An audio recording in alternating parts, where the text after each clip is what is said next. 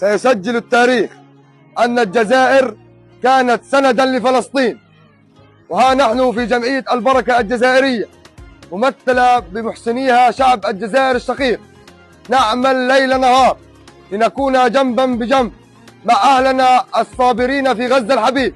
وها نحن اليوم نستقبل شاحنة بيض الدجاج لتقوم بأمره تعالى بتوزيعها على أهلنا النازحين في محافظة رفح ومحافظة خان يونس.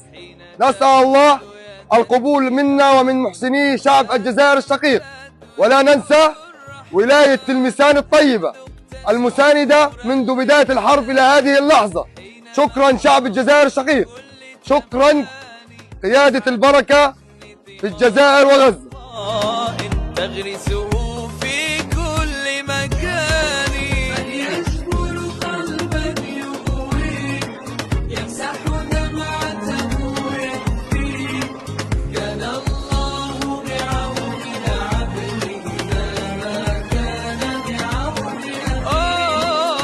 من يجبر قلبا يقويه، يمسح دمعته يكفيه.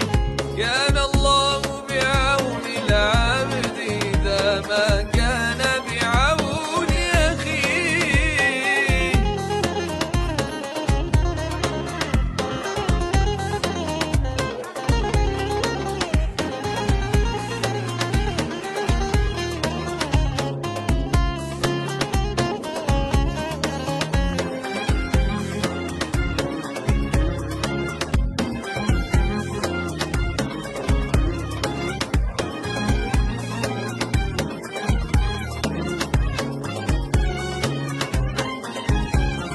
لو كنت أسيرا لظروف، بادر لتغيث الملهوف، تلقى فرجا من ضيقك أبشر، هذا جزاء المعروف. لو كنت أسيرا لظروف، بادر لتغيث الملهوف، تلقى فرجا من ضيقك أبشر، هذا